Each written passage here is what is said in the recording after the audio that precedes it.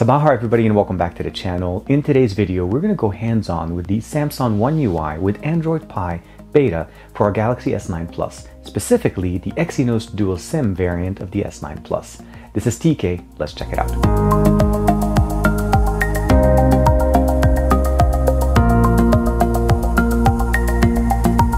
Here I have the Galaxy S9 Plus. I've already updated this to the OneUI beta. Again, keep in mind, this is a beta, this is not the final, so going into this, just keep in mind there may be some bugs here and there. The process on how to install this and get this thing on your device, I'll give you guys a link in the description referencing that, both a video and an article done by Max over at XDA, and those things will give us the process on how to install it and get it running. Now this is by no means perfect, but just keep in mind, again, it's a beta and it works and it should be daily driver ready for you. First thing you'll notice obviously is the lock screen video. We still have that. This is one of my favorite features of what we had back with the first version with Samsung's UI, and I'm glad that this is actually carrying over here. Notifications will be grouped now. They're no longer taking over your entire screen by default, although if you click on them, it'll open up. If you click away, it goes back. You still have the clock, the date and time, of course. The shortcut for the phone as well as the camera do have the new icons set up on them, but other than that, you can basically use either the biometric unlock, which is the fingerprint sensor, or I can go ahead and look at my device and it'll unlock it. Again, both work very quickly, very fast, and they're still basically as good as they were with the previous version of Android.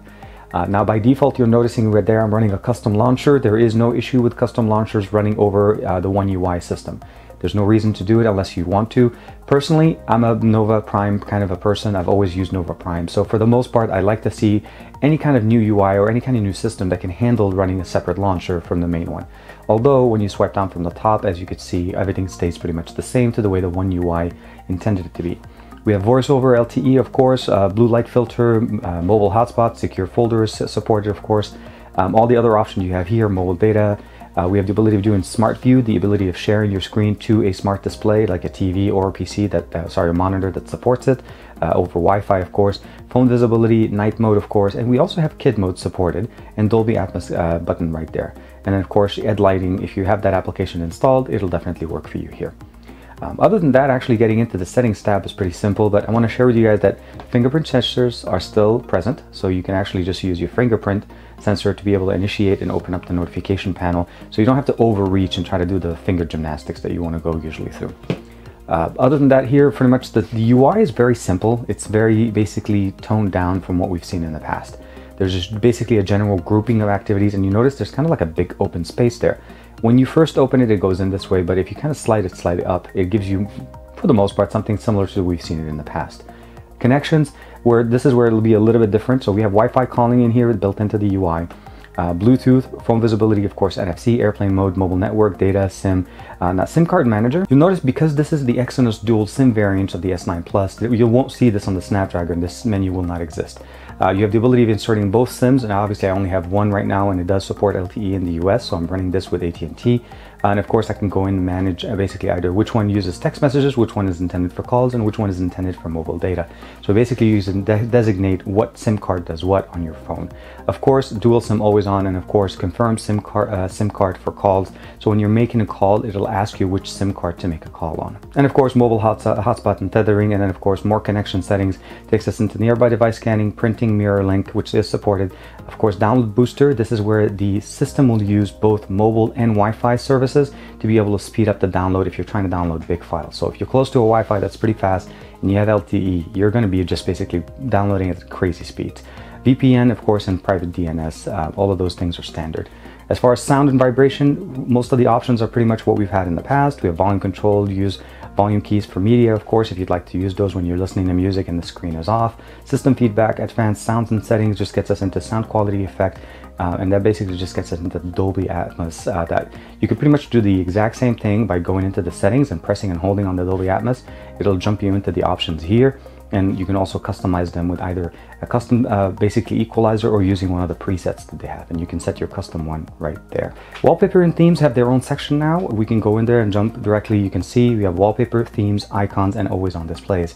Always on display is supported on here. You have to turn it on and you can customize it. So by default, wallpapers, you can customize the home screen and the lock screen. You can also download different custom themes directly from the Samsung theme store.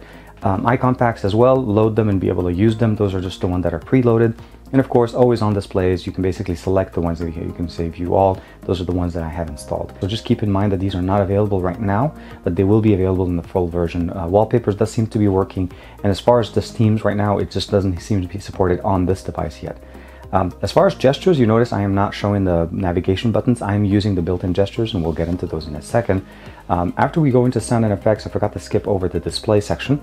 So we have brightness control, automatic brightness, blue light filter, night mode of course. Screen mode, we have the adaptive. This is basically the coloring. You have AMOLED, AMOLED photo, basic, or adaptive. I like to keep it there. You can customize it to your choosing.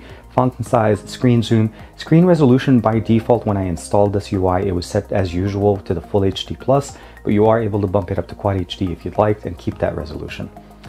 Next, we have full screen applications. Of course, if an app is not supported, you can hit the little button that comes up at the bottom, or you can go in there and customize it. Screen timeout, that's basically simple. Screen edge, and of course, easy mode. Edge screen, this is the little shortcuts that we've had in the past that we've used. You can customize them. They're still here, pretty much very, very active. Edge panel, edge lighting, of course, if you'd like to turn it on for notifications when your phone is facing down. And of course, about edge screen, you can go in there. Easy mode, of course, we don't have that on. That enables easy mode. I would just want to be able to keep it as standard mode. There's no reason for me to use that. Navigation bar, you'll notice this is where the gestures kind of come in. By default, you turn on with the navigation buttons, 3 buttons here. You can turn on full screen gestures, or you can customize the order of the buttons that you have here. And of course, you can unlock the home screen buttons there. At any time in any of the screens, you can actually kind of swipe down and bring it into more of a one-handed UI mode, meaning you can actually kind of control it. You'll notice right there, everything is to the top, but the UI does customize itself to bring down directly there. The way the shortcuts basically, or the navigation buttons work, one swipe down takes you home, one swipe from the left takes you into the Recents app, which is similar to what we've had before, and of course one back, I can cancel here, close all, and it'll basically get rid of everything. But basically the one on the right is just going back. If I go from the left here and bring it up, I can press and hold on the top button, and I can see here app info, this one, app info, open split screen view, open in pop-up mode, and I keep stopping here, and then of course lock this app, which means keep it in the system. So if I open up in pop-up mode, it'll open up the way we normally see it. I can open up here, go full screen, it'll open up all the way. I can open up again and go into full screen mode, and then it'll do open up the top part, and it's asking me to open a second application. Let's go ahead and open up Chrome, and we'll have split screen. Very much the way we've normally seen it in the past. Under the advanced features, we have a few things that are nice. We have the game center, which obviously gives us access to be able to not only customize which game we're using. So by turning it on, whenever you start playing a game, it automatically detects it and starts turning on the features to be able to minimize distractions and basically let you focus more on the game. Dual Messenger gives you access to be able to basically run a dual version of each one of these applications. WhatsApp, Snapchat, Facebook, WeChat, of course, Skype, Telegram, and Messenger. And at this point, you can log in with 2 accounts, so you don't have to basically worry about having 2 accounts and not being able to manage those. Video Enhancer just optimizes the video, and of course, Send SOS messages are in there. We have some shortcuts here, but again, as you see before, you can always bring down the UI and then still access it from that end. Under device care, we get to see basically the health of our device. Shortly, basically the battery life, storage, memory, as well as security and deactivated. So battery, this is where we'll be able to go into battery and see how long you screen on time. Of course here, just that was for my last time, so about 6.5 hours running the last time. Storage on this is the 64 gig variant, so we're not gonna have a lot of storage left, but still reasonable. We still have an SD card obviously support, so you can either go dual SIM or SIM and SD card, so that's always going to be very functional. Memory, out of the memory that we have here, I think if we look at it real quick, I don't have that many things running. It's not bad, you know, out of the 6 gigs that we have, we're about almost 3 open. It's not bad. Notifications, you can set up the notification LED, app icon badges, and of course recent sent, all the different options that you'd like to set up here. Apps, that's pretty much standard here. You can go in there, look at the app, you can uninstall apps, see what's using the most space on your device. You can also set up the default apps in here in case you want to be able to switch your launcher. So you go under apps and then default apps and you can switch it. App permission, show system apps of course, and then special access, and then reset app preferences, which basically revokes everybody's permissions, and you'll have to go in there and manually reapply every single one. Lock screen is really nice. We have lock screen style, we have the pins, intelligent scan, and fingerprint, which is what I have currently turned on. Smart lock, secure lock, always on display. You can turn that on if you'd like. And of course, face widgets, contact information, as well as notifications, app shortcuts. Those are the ones that we have on the bottom right and left. You can customize them, although we only see 2 options. And then the face widgets are really functional. You can turn on the different ones. By default, I only have the music control one set, but you have basically the ability to turn on today's schedule, next alarm, weather, and of course, you can show them and reorder them in the order that you'd like. Really cool. And then roaming clock really works whenever you're out of town and basically in a different time zone. It'll show you your home time zone and your travel time zone, so you know exactly what time it is for you and what time it is for your family. Biometric and secure, this is basically where you'll be able to register your iris, your face, as well as your fingerprints. And then of course you can combine the three to be able to use the intelligence scan to unlock your device. Play Protect, security app, Samsung Pass is installed here, and then of course secure folder is also customizable here. Secure startup, and of course encrypting the SD. App permissions monitor, and of course marketing information if you'd like to be able to opt out of certain things. Account backup is will be linked directly into your Samsung account, so as long as you logged into your Samsung account when you first set up the device, you should still be able to have access to this. I did not have to re-log back into my Samsung account going through the update, and I did not lose data. The process that we have shown you guys in the article will show you how to upgrade from your standard Oreo build of basically the latest version of Oreo directly into the beta without losing data. So that's one of the main benefits of the process. So make sure you follow the process step by step, and you use the home underscore CSC as opposed to the standard CSC in the package so that you don't lose your data. General management basically takes you into languages, date and time, normal stuff there. Accessibility, pretty much again the same thing. You have voice controls, visibility, enhancement, audio, interaction, dexterity, and of course advanced settings, all the different options, flash notifications, all of that. Really cool stuff. Before we get into the about the phone, I wanted to share with you guys one last thing I skipped over but I didn't get a chance to explain is under blue light filter we have night mode, and night mode enables the whole UI to turn dark, and that's basically the main benefit of it. Now the current beta running on this phone does have a little bit of a bug. Now it turns it on for me right now and I'm able to use it for a while, but at some point or another it recognizes that it's daytime and it all goes into automatic mode. So if you guys know of a trick of a certain way to make this permanent as opposed to having it go night and day, please let me know in the comments below. Under the about mode, you pretty much can see the standard stuff you're normally seeing. Obviously you have status, legal information, software information, battery information, and of course more information there. And of course I have developer option that takes me in there, and I've turned that on. You have the ability of turning on if you will need to access USB debugging when you're doing some of these options here. So you have to turn this on, and again the process that I'll show you guys with the article will definitely cover all of the options that you need to do in here. It does not revoke it whenever you go from Oreo over to Pi. So that was a quick UI walkthrough. The camera itself has also received a nice update. The UI is a little bit more rounded, it's more optimized. Let's go ahead and switch over here. So we have food mode, that's the standard food mode. Then we have panorama, that just takes standard panoramas. Pro mode with all the options that we have to be able to customize from aperture, ISO, autofocusing, white balance, all of that good stuff. And of course we can switch over to live focus. That uses the dual sensors we have in the back to be able to take really good bokeh shots. And now I did use the phone obviously to take this image for my last video that I posted you guys, and that was the speed test that for basically how much juice can you get on one of these three devices in 30 minutes. And of course we have Scene Optimizer that's going to basically use the AI to try to give us the best images possible. So AR emojis of course, and as well as Bixby Vision.